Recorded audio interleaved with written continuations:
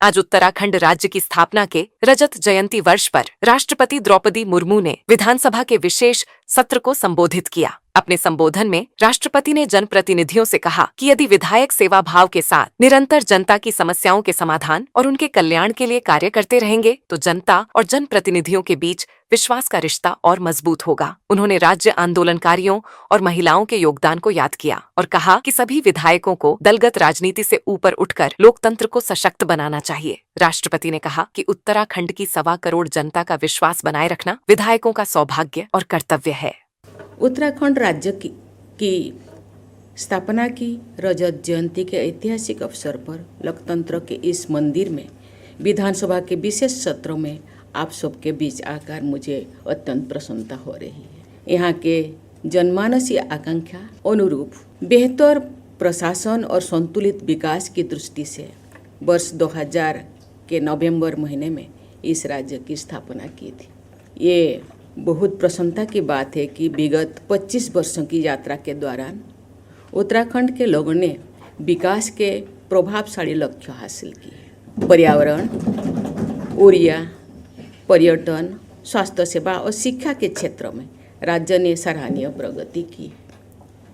Digital और physical connectivity तथा infrastructure development के क्षेत्रों में भी विकास हुआ है।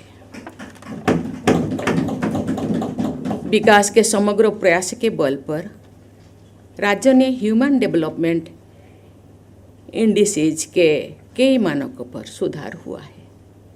मुझे ये जानकर प्रसन्नता हुई है कि राज्यों में साक्षरता बढ़ी है, महिलाओं की शिक्षा में विस्तार हुआ है, मातृ एवं शिशु मृत्यु दर भी कमी आई है तथा स्वास्थ्य सेवाओं को सुलभ बनाने में प्रयास किए जा रहे हैं।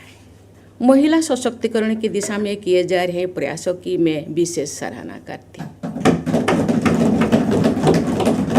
महिला सशक्तिकरण के प्रयासों से सुशीला बोलूनी, विछेंद्र पाल, गौरा देवी, राधा भट्ट और वंदना कटारिया जैसे असाधारण महिलाएं की गौरवशाली परंपरा आगे बढ़ेगी। ऋतुखंडली भूषण की राज्य की पहली महिला विधानसभा अध्यक्ष नियुक्ति करके उत्तराखंड विधानसभा ने अपना गौरव बढ़ाया है।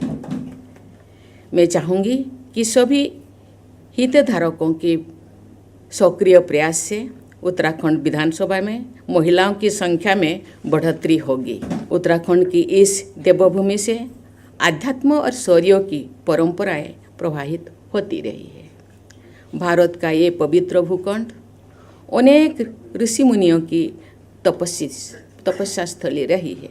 कुमान रेजिमेंट तथा गढ़वाल रेजिमेंट के नाम से ही यहाँ की शौर्य परंपरा का परिचय मिलता है। यहाँ के युवाओं में भारतीयों सेवा करके मातृभूमि की रक्षा करने के प्रति उत्साह दिखाई देती है।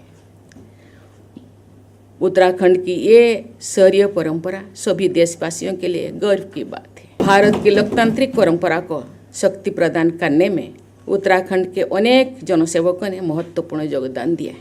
हमारे संविधान निर्माताओं ने नागरिकों के लिए एक समान सिविल संहिता के निर्माण हेतु संविधान के अनुच्छेद 44 के तहत प्रावधान किया है।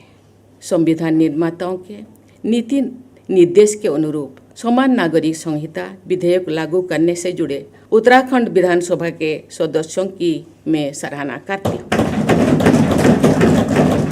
मुझे बताया गया है कि उत्तराखंड विधानसभा में 550 से अधिक, जो अध्यक्ष महोदय भी उल्लेख कर रही थी कि अधिक विधेयक पारित किया गया है। उन विधेयकों में उत्तराखंड लोकायुक्त विधेयक, उत्तराखंड जमींदारी विनाश एवं भूमि व्यवस्था विधेयक तथा नकल विरोधी विधेयक शामिल है।